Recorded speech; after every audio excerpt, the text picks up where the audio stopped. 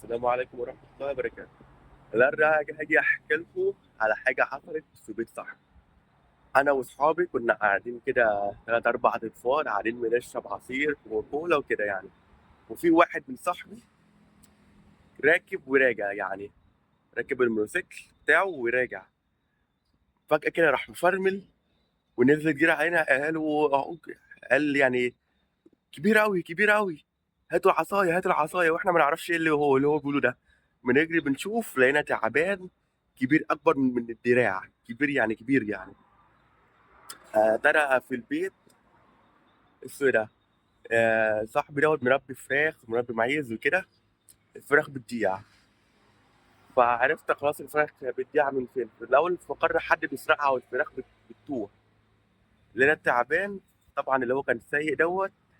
واحد تاني برضه بيته فاتح اسمه ده مصنع بتاع فراخ، مصنع كبير يعني للفراخ، بس بيذبحوا فراخ ويوزعوا على السوق. طبعا هو بيلاقي طبعا تعابين كتير فعادي يعني فقال لنا هاتوا العصايه هاتوا العصايه وموته. اللي هنا اللي بيلاقي تعبان لازم يموته، ياما بيجوا تاني كتير قوي بيجي ياكلوا الفراخ والمعيز والحاجات اللي هم مربيينها.มึงเล่นเดี๋ยวมันอีกค่ะนี่เงานี่นี่เอามีเหล็กอีกไหมอันนี้มึงตีเลยไอ้เหี้ยตก เยี่ยสีสวยด้วย ตีหัวเลย เป็นสองแฝดหน่อย เบนยาเงาไงอ่ะ เชี่ยตัวโคตรใหญ่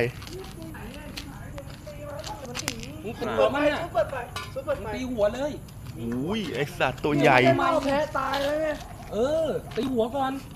หัวเชี่ยเลยพอมันเลื้อยมันจะไปทันมันไหม มึงไม่ทันนะเว้ยเลื้อยเร็วนะเว้ย เออตีเชือก หาอะไรหนีบก่อน เฮ้ย ก สั ระ ตว์ สอบมึงแย่ตูดมันวิ่งเข้ากระสอบเชื่อกู ไม่ได้อะตีหัวก่อนไอ้โด ไอ้เหี้ยนี่ก็จะตีหัวอ่ะ เอ้าไอ้สัตว์ ดิ้นมันวิ่งมึงเลื้อยเร็วเดี๋ยวเข้าบ้าน มึงดูไหมเนี่ยเอากระสอบมาก่อน เฮ้ย มันเลื้อยเดี๋ยวหาไม่เจอเอากระสอบมาดักด้วยอ่ะ ไอ้สัตว์ ตัวโคตรใหญ่ ก็ได้ไอ้เหี้ยเอาถังขยะมา จับหางแล้วเหวี่ยงอะ เฮ้ยใครกล้าจับมั่งวะ เอาถังขยะ ไอ้สัตว์กูตกใจเลยไอ้ซุดอย่าไป ไอ้ จับ ซูดยาเดี๋ยวมันเลื้อยเข้าบ้าน ไอ้ซุดเดี๋ยวมันนี่ มีเด็กอยู่ มาแบ่งขยะออก สัตว์ เหี้ยไอ้ ไอ้ เหี้ย เบน เล่นแล้วไอ้สัตว์มันน็อกแล้ว มันตายแล้วไอ้เบน เฮ้ยไอ้โดอย่าเล่น เฮ้ยมึงเอาหัวเอาหางนี่กูอยากดูความยาวอ่ะมึงจับดิ จับเหี้ยแล้วมึงก็จับกูกลัวเลยเดี๋ยว อย่าไปตีมันอย่าไปตีมันปล่อยเลย ไม่ทันละตายแล้วไอ้เหี้ยดูดิหัวแบะเลยตาขาดแล้วน่ะ มึงเรียกดาวมาดูดิเห็นได้ที่เนี่ยชอบตีจริงเลย เออ ตัวหลังบ้าน ดา มึงเข้าไปเรียกดูดิ เอาไว้ก่อน ตัวแบะ ดา เลย ดา เจอประจำเลยพี่โดไหนล่ะนี่กูบอกแล้วดาวบอกให้ตีอีกเชื่อกูไหม เลือดมันสาด มึงเชื่อกูไหม ไม่ปรึกษาไง لونه حلو ใจ لونه حلو